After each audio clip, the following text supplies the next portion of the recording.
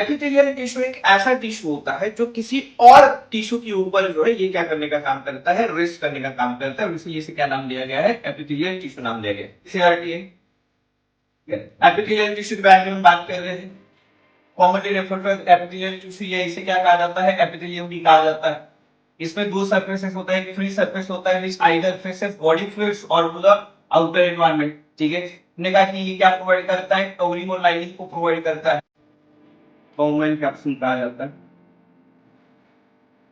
ये जो है इसे प्रॉक्सिमल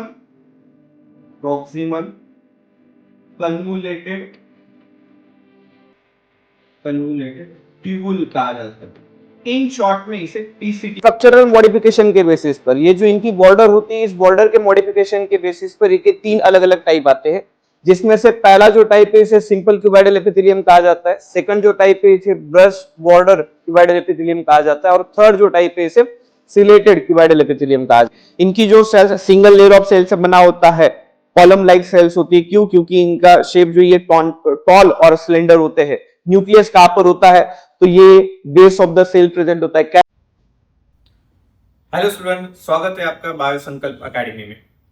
पिछले वीडियो लेक्चर के अंदर हमने एनिमल टिश्यू के इंट्रोडक्टरी पार्ट के बारे में बात करी थी। हमने कहा था कि एनिमल जो है ये दो टाइप के होते हैं, एक यूनिसेलुलर हो सकता है, एक मल्टीसेलुलर हो सकता है। यूनिसेलुलर ऑर्गेनिजम्स को सारी फंक्शंस एक ही सेल को करने पड़ते हैं, जबकि मल्टीसेलुलर ऑर्गेनिज्म के अंदर हमें डिवीजन ऑफ लेबर देखने को मिलता है। फिर हमने टिश्यू के बारे में बात करी कि टिश्यू क्या होता है। तुमने कहा कि a group of similar cell along with the intercellular substances performing a specific function, उसे हमने क्या कहा था, टिश्यू कहा था। वो जो इंटरसेलुलर सब्सटेंस होता है जो सेल्स को पकड़ के रखता है, उसे हमने मैट्रिक्स कहा था। हमने कहा कि स्पेसिफिक फंक्शन के बेसिस पर एनिमल टिश्यू के चार टाइप होते हैं, जिसमें पहला एपिथेलियल टिश्यू है जो प्रोटेक्शन प्रोवाइड कराता है, इवन ये कवरिंग और लाइनिंग भी देता है डिफरेंट बॉडी पार्ट्स को। फिर हमने कनेक्टिव टिश्यू के बारे में बात करी, जो दो स्ट्रक्चर को कनेक्ट करने का काम करता है, इसलिए उसे कनेक्टिव टिश्यू कहा जाता है। ये सपोर्ट भी प्रोवाइड कराता है, लिंकेज भी प्रोवाइड कराता है। ये ट्रांसपोर्ट मीडियम की तरह भी क्या किया जाता है, यूज किया जाता है। ये टिश्यू ट्रांसपोर्ट का भी क्या करते हैं, काम करते हैं। फिर हमने कहा कि मस्कुलर टिश्यू होता है जो मूवमेंट और लोकोमोशन में काम करते हैं। और फोर्थ जो है हमने न्यूरल टिश्यू के बारे में बात करी, जो कंट्रोल और कोऑर्डिनेशन में क्या कर रहे थे, काम कर रहे थे। अब आगे हम देख रहे हैं इन चार में से जो पहला टिश्यू था which is called as epithelial tissue. हम सबसे पहले आज एपिथेलियल टिश्यू के बारे में बात कर रहे हैं। ठीक है, तो जो एपिथेलियल टिश्यू है,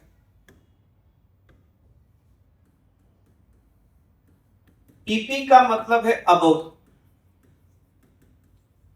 एपिथेलियल टिश्यू कि ईपी का मतलब होता है अबव, और थेलिया का मतलब है to rest upon. Epithelial tissue एक ऐसा टिश्यू होता है जो किसी और टिश्यू के ऊपर जो है ये क्या करने का काम करता है, रेस्ट करने का काम करता है, और इसलिए इसे क्या नाम दिया गया है, एपिथेलियल टिश्यू नाम दिया गया। रुएश नाम के साइंटिस्ट है जिन्होंने सबसे पहली बार एपिथेलियल टिश्यू के बारे में बताया था। ठीक है, सो एपिथेलियल टिश्यू जो है, हमने कहा कि अगर ये एपिथेलियल टिश्यू है तो यहां पर एपिथेलियल टिश्यू जो है किसी और टिश्यू के ऊपर जो है हम कह रहे हैं कि रेस्ट करता है, किसी और टिश्यू को और एपिथेलियल टिश्यू को बीच में कनेक्ट करने का काम जो है ये एक नॉन सेलुलर डेलिकेट मेम्ब्रेन कर रही होती है, जिसे हम क्या कहते हैं, मैट्रिक्स कहते हैं। तो हमने कहा कि ये जो टिश्यू है यहां पर, सपोज ये जो टिश्यू,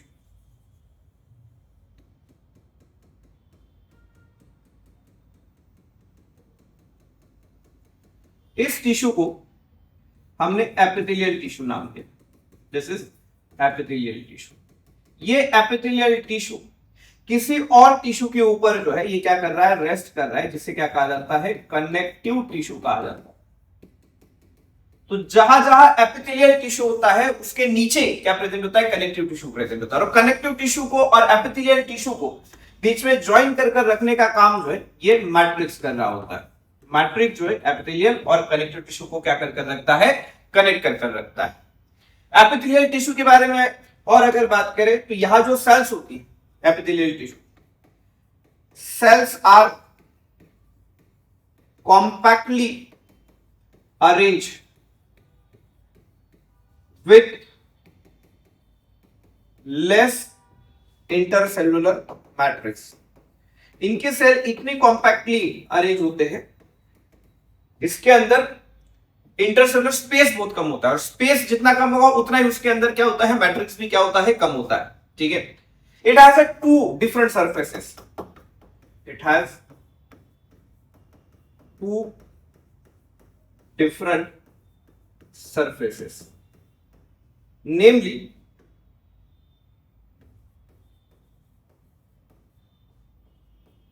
फर्स्ट ये एपेक्स या इसे फ्री सरफेस भी कहा जाता है, और सेकंड जो होता है इसे बेसल सरफेस कहा जाता है। ऐसे दो सरफेस जो है ये एपिथेलियल टिश्यू के अंदर पाए जाते हैं। सबसे पहले अगर हम बात करें फ्री सरफेस के बारे में, free surface either face outer environment or towards body fluid. Free surface जो है ये या तो आउटर एनवायरनमेंट के साथ में कांटेक्ट में होता है, या फिर फ्री सरफेस जो है ये कहां पर प्रेजेंट होगा, बाहर, ये जो भी बॉडी के इंटरनल ऑर्गन्स होते हैं उन्हें क्या कर रहा होगा, टुवर्ड्स बॉडी फ्लूइड जो है ये प्रेजेंट होगा। ठीक है, इट प्रोवाइड्स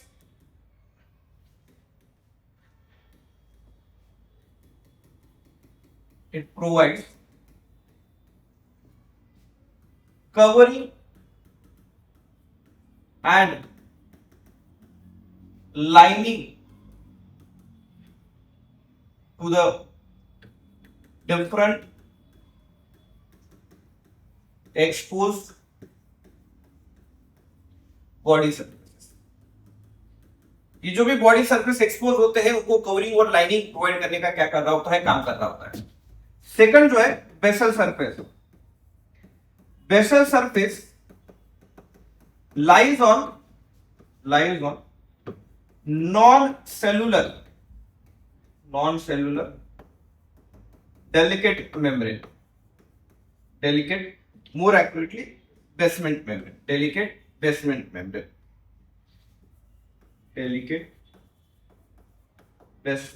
membrane, सो ने कहा कि यहां पर ये मैट्रिक्स है, इस मैट्रिक्स के ऊपर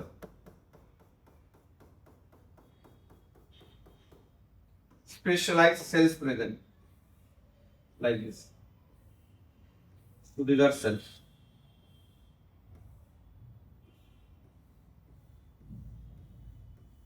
ये cells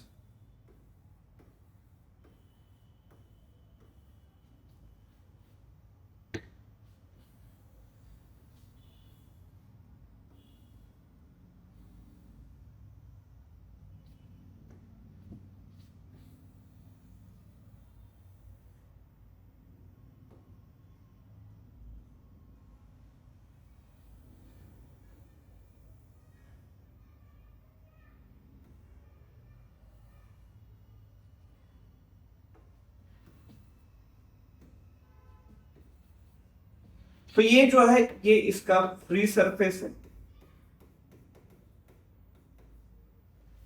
ये जो होता है इसे बेसल सरफेस कहा जाता है, and this is called as matrix. इसे क्या कहा जाता है, मैट्रिक्स कहा जाता है। मैट्रिक्स की अगर हम बात करें, so matrix is composed of matrix composed of mucopolysaccharide and glycoprotein. Matrix जो है ये दो चीजों से बनता है, एक तो म्यूकोपॉलीसैकेराइड है और दूसरा जो है ये क्या होता है, ग्लाइकोप्रोटीन होता है। और इसीलिए हम कह रहे हैं कि जो बेसल सरफेस होती है, जो बेसल सरफेस होती है, ये किस पर लाई कर रही है, lies on non delicate basement membrane. ठीक है, non cellular delicate basement membrane, जिनमें सेल्स नहीं है। तो मैट्रिक्स के अंदर कोई भी सेल्स नहीं होता है, इसके अंदर सिर्फ शुगर प्रेजेंट होती है। और शुगर भी ये कैसी है, चेन है, चेन ऑफ शुगर प्रेजेंट है, जैसे हम पॉलीसैकेराइड कह रहे हैं। और दूसरा ऐसे प्रोटीन्स प्रेजेंट है जिनके ऊपर क्या अटैच है, शुगर अटैच है। हम कह रहे हैं matrix is composed of glycoprotein and a mucopolysaccharide. देखा कि जो एपिथेलियल टिश्यू होता है, epithelial tissue it has two different type. Epithelial tissue के दो अलग अलग टाइप्स आते हैं। पहला जो है ये इसे सिंपल एपिथेलियम कहा जाता है, सिंपल एपिथेलियम। दूसरा जो है इसे कंपाउंड एपिथेलियम कहा जाता है, कंपाउंड एपिथेलियम। सो हम ये कह रहे हैं कि एपिथेलियल टिश्यू के दो टाइप होते हैं, एक तो सिंपल एपिथेलियल टिश्यू होता है, दूसरा जो है ये कंपाउंड एपिथेलियल टिश्यू होता है। ठीक है, सबसे पहले बात करते हैं सिंपल एपिथेलियल टिश्यू के बारे में। यानी कि made up of single layer of cells. इनमें बेसमेंट मेम्ब्रेन के ऊपर एक ही क्या होती है, सेल्स की लेयर होती है। जबकि कंपाउंड में made up of multiple layer of cells. ये मल्टीपल लेयर ऑफ सेल से क्या हुई होती है, बनी हुई होती है।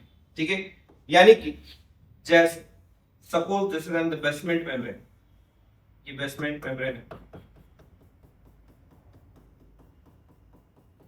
इस बेसमेंट मेम्ब्रेन के ऊपर हम कह रहे हैं कि इस तरीके से ये सेल की लेयर प्रेजेंट।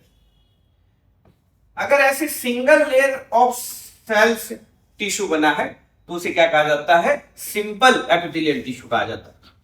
दूसरा, अगर मान लीजिए ये ऐसे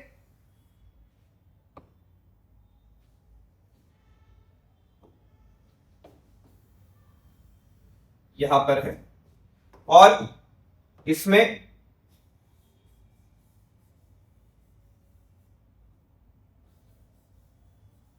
इस तरीके से मल्टीपल लेयर ऑफ सेल्स जो है वो देखने को मिल रहे हैं।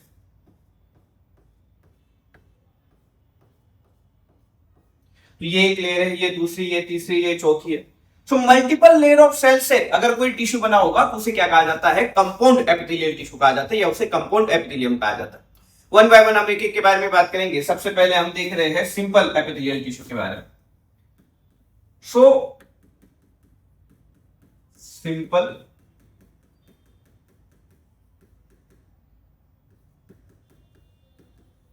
एपिथेलियम, सिंपल एपिथेलियम की बात करें तो on the basis of structural modifications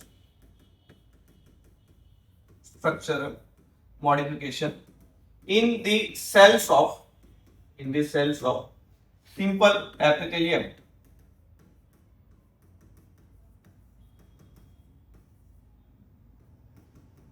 It has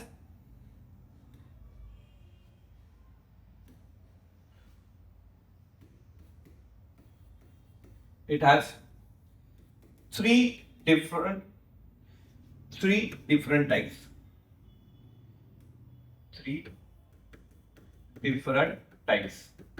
structural modification के बेसिस पर सिंपल एपिथेलियम के तीन अलग अलग टाइप आते हैं, जिसमें सबसे पहले अगर हम बात करें तो ये स्क्वामस एपिथेलियल टिश्यू है। दूसरा जो है ये क्यूबाइडल एपिथेलियल टिश्यू होगा। तीसरा जो है ये कोलिग्नार एपिथेलियल टिश्यू होगा। ठीक है, वन बाय वन हम एक के बारे में बात करेंगे। इससे पहले हम ये देख लेते हैं कि एनसीईआरटी में इसके बारे में क्या चीजें दी हुई है। ठीक है, सो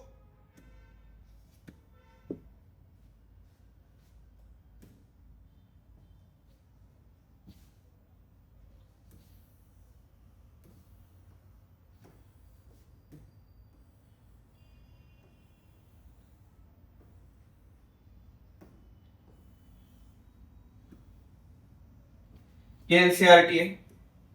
एपिथेलियल टिश्यू के बारे में हम बात कर रहे हैं। Commonly refer to epithelial tissue, या इसे क्या कहा जाता है, एपिथेलियम भी कहा जाता है।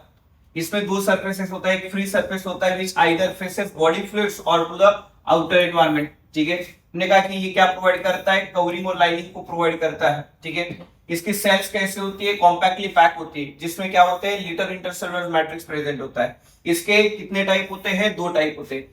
एक सिंपल एपिथेलियम होता है, दूसरा क्या है, कंपाउंड एपिथेलियम है। Simple epithelium composed of single layer of cell से ये बनता है। ठीक है, फिर उसके बाद में जो कंपाउंड एपिथेलियम है, compound epithelium is consist of two और मोर लेयर ऑफ सेल्स। ठीक है, फिर हमने कहा कि on the basis of structural modification of the cell, cell के स्ट्रक्चरल मॉडिफिकेशन बेसिस पर सिंपल एपिथेलियम के ये कितने type further divided into three different types, जिसमें स्क्वामस एपिथेलियम है, क्यूबाइडल एपिथेलियम है, और क्या होता है, ये कोलुमनार एपिथेलियम होता है। ठीक है, उसके बाद में वो कह रहा है कि अगर आप डायग्राम देखेंगे, ठीक है, तो ये जो है आपको इनकी डायग्राम देखने को मिल जाएगी।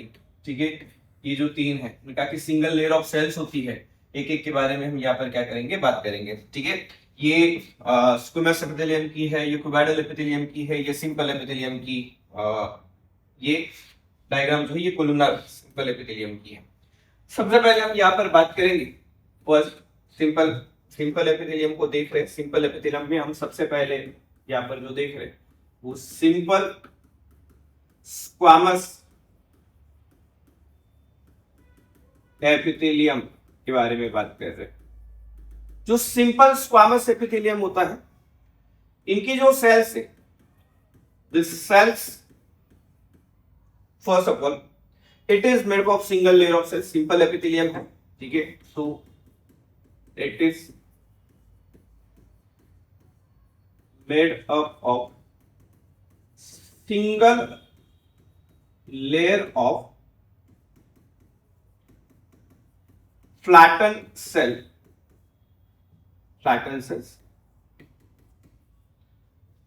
with less matrix.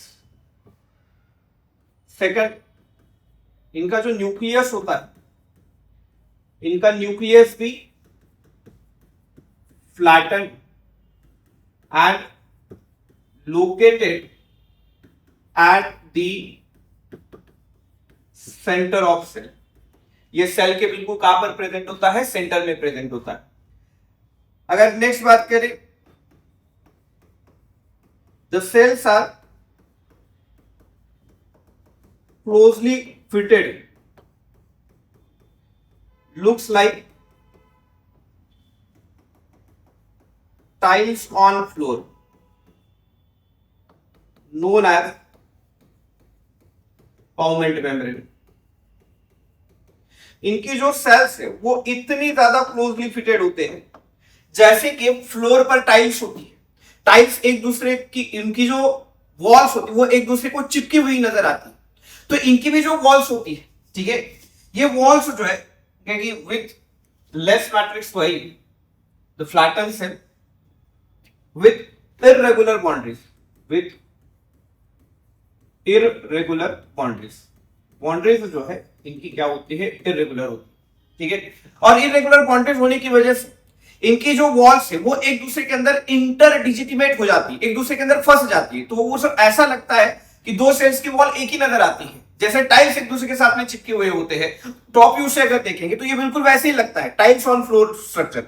और इसीलिए इसे क्या कहा जाता है, ये बाउमेंट मेम्ब्रेन कहा जाता है। तो हमने कहा पहली बार कि सिंपल स्क्वामस एपिथेलियम होता है, ये फ्लैटेड सेल से बनता है जिसकी इरेगुलर बाउंड्रीज होती है, जिसका न्यूक्लियस जो होता है ये भी फ्लैट होता है, और इसमें हमें क्या देखने न्यूक्लियस का जो लोकेशन है ये कहां पर देखने को मिलता है, सेंटर ऑफ द सेल देखने को मिलता है। इसका स्ट्रक्चर अगर हम देखेंगे तो इसके स्ट्रक्चर के अंदर तो ये सेल्स इस तरीके से इरेगुलर बाउंड्री इसके अंदर पाई जा सकती, ये इरेगुलर बाउंड्रीज।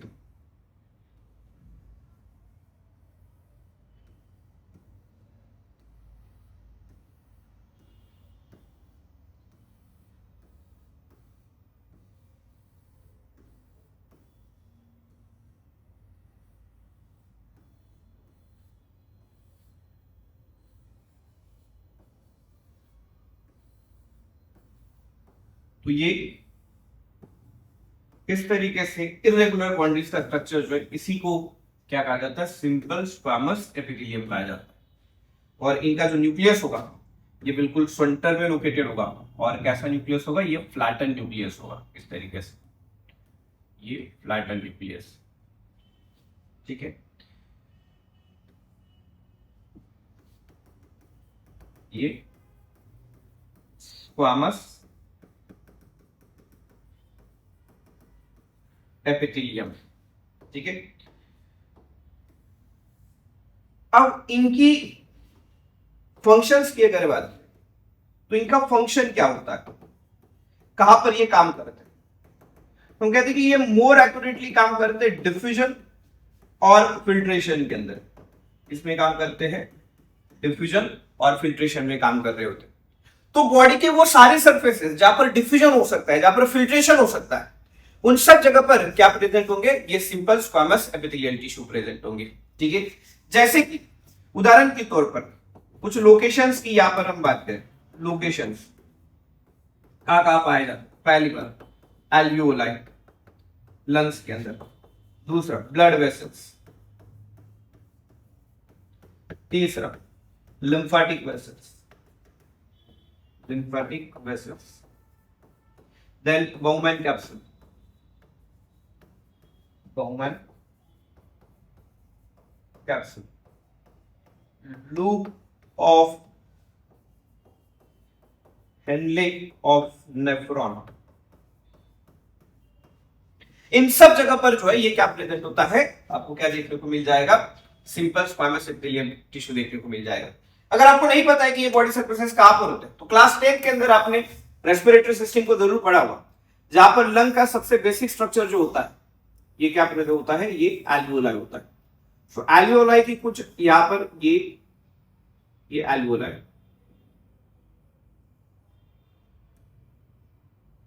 सब दिस इज एल्वियोलाई।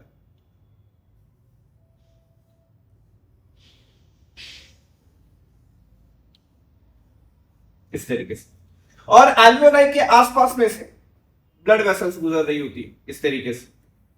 तो ये जो ब्लड वेसल्स होती है, इन ब्लड वेसल्स की भी लाइनिंग होती है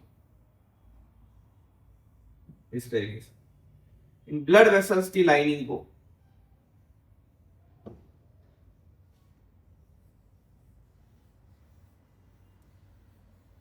ब्लड वेसल जिसमें से ब्लड बहता है, ठीक है। होगा क्या, देखिए लंग्स के अंदर ऑक्सीजन आता है, तो वो जो ऑक्सीजन है वो किसको दे दिया जाता है, ब्लड को दे दिया जाता है, ताकि डीऑक्सीजनेटेड ब्लड किसमें कन्वर्ट हो जाए, ऑक्सीजनेटेड ब्लड के अंदर कन्वर्ट हो जाए।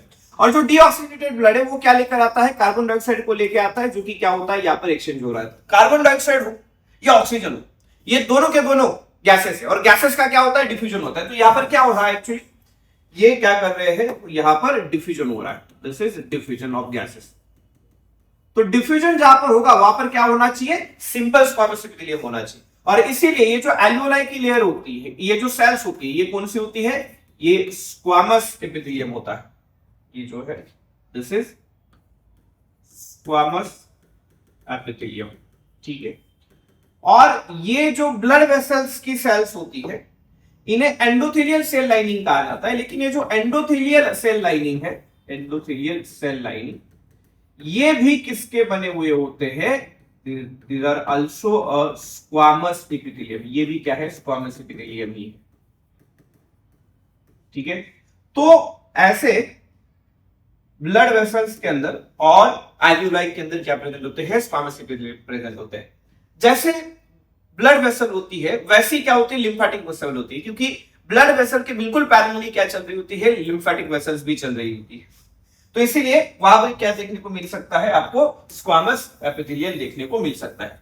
इसके अलावा हमने कहा कि ये एक और जगह पर देखने को मिल सकता है। कहां पर देखने को मिल सकता है, तो ये किडनी के अंदर भी देखने को मिल सकता है। किडनी के अंदर structure and functional unit of kidney, जिसे क्या कहा जाता है, नेफ्रॉन कहा जाता है। सो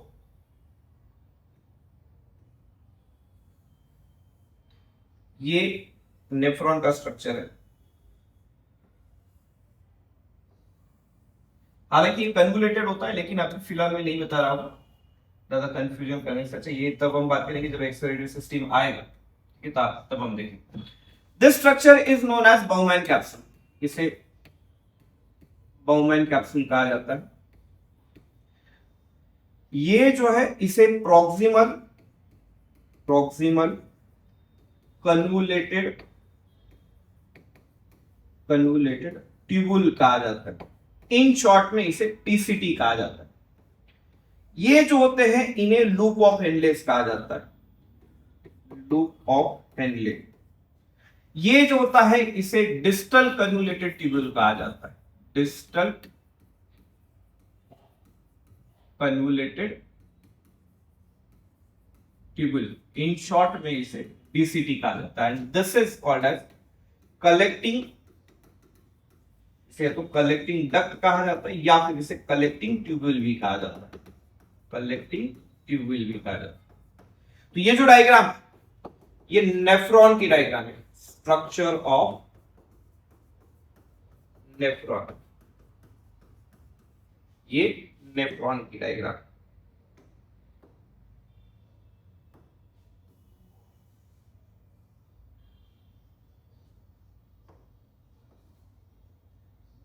ठीक है। सो हमने कहा कि ये जो बाउमैन कैप्सूल होती है, यहां पर ये बाउमैन कैप्सूल के अंदर भी जो लेयर ऑफ सेल्स प्रेजेंट होती है, ये कौन सी होती है, सिंपल स्क्वामस एपिथेलियम होता है बाउमैन कैप्सूल के अंदर, ठीक है। और हमने कहा कि लूप ऑफ हेनले के अंदर भी क्या होता है, यहां पर आपको स्क्वामस एपिथेलियम देखने को मिल जाएगा। बाउमैन कैप्सूल के अंदर भी आपको क्या देखने को मिल जाएगा, स्क्वामस एपिथेलियल टिश्यू देखने को मिल जाएगा। क्यों? क्योंकि ये क्या करता है, नेफ्रॉन जो है ये ब्लड को फिल्टर करने का क्या कर रहा होता, काम कर रहा था। और जैसे मैंने आपको कहा कि वो सारे बॉडी सरफेसेस जहां पर क्या चल सकता है, ये फिल्ट्रेशन चलता है या फिर डिफ्यूजन होता हो, उन जगह पर क्या पाए जाएंगे, ये सिंपल स्क्वामस एपिथेलियल टिश्यू पाए जाएंगे। समझ में आई बात। अब सिंपल क्यूबॉइडल एपिथेलियम के बारे में बात कर रहे हैं, जहां पर हम कह रहे हैं कि यहाँ single layer of cube like cell से बनती है। क्यूब लाइक इसलिए क्योंकि उनकी लेंथ और विड्थ क्या होती है, सेम होती है, जिसकी वजह से वर्टिकल सेक्शन लेने पर, यानी कि अगर उसे वर्टिकली काट दिया जाए तो वर्टिकल सेक्शन लेने पर वो स्क्वायर शेप के क्या आते हैं, नजर आते हैं। ये सिंपल एपिथेलियम का डायग्राम है, ठीक है। इसके स्ट्रक्चरल मॉडिफिकेशन के बेसिस पर, ये जो इनकी बॉर्डर होती है, इस बॉर्डर के मॉडिफिकेशन के बेसिस पर इनके 3 अलग अलग टाइप आते हैं, जिसमें से पहला जो टाइप है इसे सिंपल क्यूबॉइडल एपिथेलियम कहा जाता है। सेकंड जो टाइप है इसे ब्रश बॉर्डर क्यूबॉइडल एपिथेलियम कहा जाता है, और थर्ड जो टाइप है इसे सिलेटेड क्यूबॉइडल एपिथेलियम कहा जाता है। पहले टाइप में सिंपल क्यूबॉइडल एपिथेलियम की अगर बात करें तो यहाँ की जो क्यूबॉइडल एपिथेलियम की सेल्स है, इनकी जो बॉर्डर है या जो फ्री सरफेस होता है वो जैसे नॉर्मली प्रेजेंट होता है वैसे ही रहता है, जैसे रेगुलर देखने को मिलता है। जबकि ब्रश बॉर्डर के अंदर इनका जो फ्री सरफेस है, ये कुछ फिंगर लाइक प्रोजेक्शंस के अंदर क्या हो जाता है, कन्वर्ट हो जाता है। तो ये जो फिंगर लाइक प्रोजेक्शंस होते हैं, उंगलियों जैसा ये स्ट्रक्चर नजर आता है, इसी वजह से इसे बेसिकली हम विलाई कहते हैं, that is called as a villi. तो ये जो फिंगर लाइक प्रोजेक्शंस है, इन्हें हम विलाई कह रहे हैं। तो ये विलाई का स्ट्रक्चर होता है। ये विलाई का स्ट्रक्चर जो है ये ऑलरेडी आपने क्लास 9th या 10th के अंदर पढ़ के रखा होगा। जब डाइजेस्टिव सिस्टम की हम बात करते हैं तो डाइजेस्टिव सिस्टम में जो स्मॉल इंटेस्टाइन होता है, तो स्मॉल इंटेस्टाइन की जो सेल्स होती है, उन स्मॉल इंटेस्टाइन के सेल्स पर इस तरीके से फोल्ड्स देखने को मिलते हैं, ये फिंगर लाइक प्रोजेक्शंस देखने को मिलते हैं, जिन्हें क्या कहा जाता है, विलाई कहा जाता है। अब ये फोल्ड बनाने का क्या फायदा होता है, सेल्स का सरफेस जितना कम होगा तो उतना ही उसका एब्जॉर्प्शन जो होगा ये क्या होगा, कम होगा। तो सरफेस एरिया को बढ़ाने के लिए जितने ज्यादा फोल्ड रीज बनाए जाएंगे उतना ज्यादा फूड जो है ये यहां से क्या हो पाएगा, एब्जॉर्ब हो पाएगा। तो फूड के एब्जॉर्प्शन ठीक से होना चाहिए, किसी भी चीज का एब्जॉर्प्शन अच्छे से होना चाहिए, इसीलिए सरफेस एरिया को घटाने के लिए क्या किया जाता है, इन ये जो बॉर्डर होती है इसे क्या किया जाता है, फोल्ड किया जाता है और फिंगर लाइक प्रोजेक्शन बनाया जाता है, जिसे क्या कहा जाएगा, विलाई कहा जाएगा। थर्ड जो होता है रेगुलर बॉर्डर है, इसके ऊपर सिर्फ क्या प्रेजेंट होता है, एक एक्सटेंशन प्रेजेंट होते हैं, जिन्हें क्या कहा जाता है, सीलिया कहा जाता है। सीलिया का काम होता है कि ये किसी भी पार्टिकल को हमारी बॉडी के अंदर, जैसे म्यूकस है, म्यूकस को एक जगह से दूसरी जगह पर ट्रांसपोर्ट कराना होगा, या फिर सेकेंडरी ओसाइट होगा जिसे हम ओवम कहते हैं। तो फीमेल यूट्रस ट्रैक्ट के अंदर ओवम को ये फिमरी वाली जगह सर इस्थमस वाली जगह पर लेकर आना, तो ये जो मूवमेंट होती है विद इन द वेसल, जो मूवमेंट कैरी आउट की जाती है वो किसकी वजह से होती है, सीलिया की वजह से होती है। इसीलिए इसके फंक्शन में हम बात करते हैं कि ये क्या कराता है, मूवमेंट ऑफ पार्टिकल का, पार्टिकल्स की मूवमेंट में क्या करता है, काम करता है। कहा ये क्या क्या फंक्शंस करते हैं, जैसे मैंने पहले आप लोगों को कहा कि ये सिक्रीशन और एब्जॉर्प्शन के अंदर काम करता है। दो फंक्शंस है, कोई भी सेल अगर किसी चीज को सेल के बाहर डाल रही होगी तो इसे क्या कहा जाता है, सिक्रीशन कहा जाता है, और कोई भी जब इसे क्या कर रहा होगा, सेल के अंदर ले रहा होगा तो इसे क्या कहा जाएगा, एब्जॉर्प्शन कहा जाएगा। तो ये दोनों में काम करते हैं, सिक्रीशन में भी काम करते हैं और एब्जॉर्प्शन के अंदर भी काम करते हैं। सेम ब्रश बॉर्डर एपिथेलियम भी कहां पर काम करता है, सिक्रीशन और एब्जॉर्प्शन दोनों में काम कर रहा है। सिलेटेड क्यूबाइडल एपिथेलियम के बारे में हमने बात करी कि वो क्या करा रहा है, पार्टिकल्स की मूवमेंट करा रहा है। लोकेशंस कहां पर होते हैं, नेफ्रॉन का स्ट्रक्चर इससे पहले हम पढ़ चुके हैं।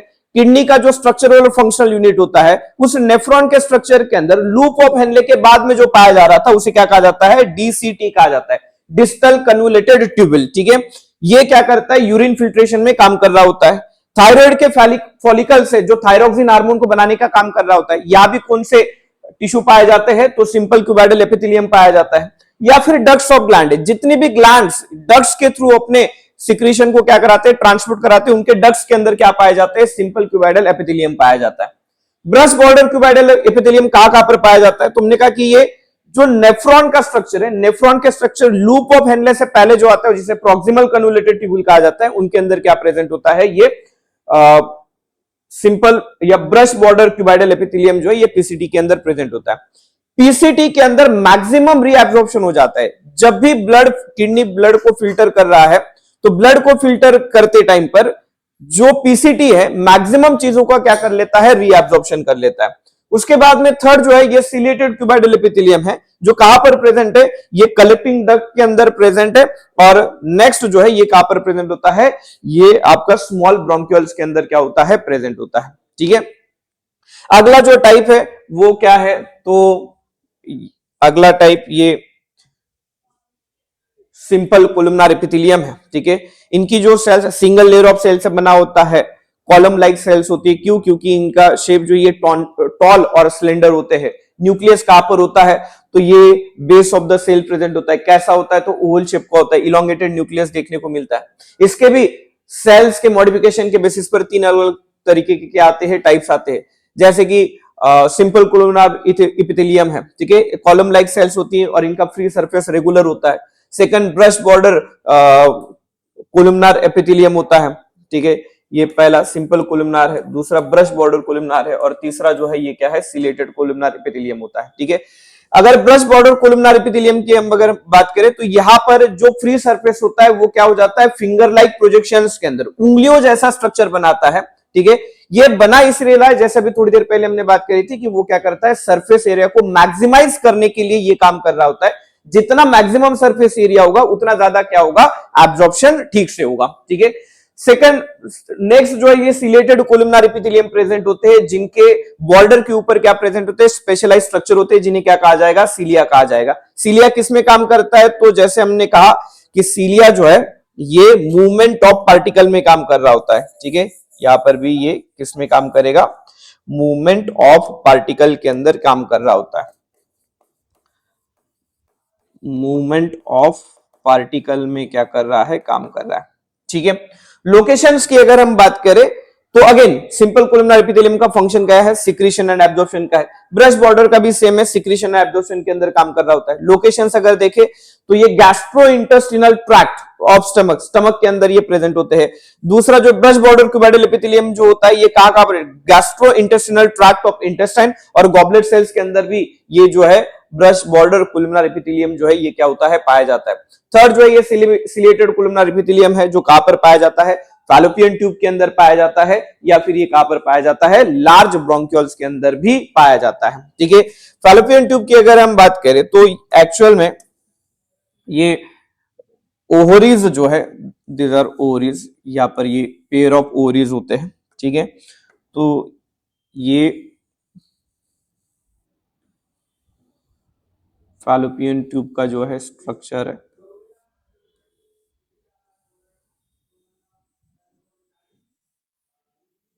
Like this suppose. ठीक है, और यहां पर ये ओवरी जो है ये क्या होगी, अटैच होगी। ये फीमेल रिप्रोडक्टिव ट्रैक है। फीमेल रिप्रोडक्टिव ट्रैक के अंदर ये जो होती है ओवरी है, ये क्या रिलीज करती है, सेकेंडरी oocyte को यहां से रिलीज करती है। This is secondary oocyte। ठीक है, अभी फिलहाल के लिए हम आप इसे ओहम भी कह सकते हैं कि मान लीजिए कि ओहम रिलीज हो गया। ठीक है, तो यहां से ये ओहम जो है ये कैसा स्ट्रक्चर है, नॉन मोटाइल स्ट्रक्चर होता है। ये खुद अपने आप जो है यहां से यहां तक ट्रैवल कर कर नहीं आ सकता, तो इसको कौन लेकर जाता है, तो वहां पर लेके जाने का काम कौन कर रहा होता है, ये सिलेटेड कोलुमनार एपिथेलियम कर रहा होता है। तो ये ओहम की मूवमेंट ये फिम्बरी से लेकर एम्पुला तक के रीजन करने का काम जो है ये कौन कर रहा होता है, तो सिलेटेड कोलुमनार एपिथेलियम कर रहा होता है। समझ में आई बात? अगर वीडियो आपका समझ में आया हो, लेक्चर अगर समझ में आया हो, तो वीडियो को लाइक करें, चैनल को सब्सक्राइब करें और बेल आइकन को दबाइए ताकि अगले आने वाले लेक्चर्स का नोटिफिकेशन जो है ये आपको मिलते रहे। Thank you.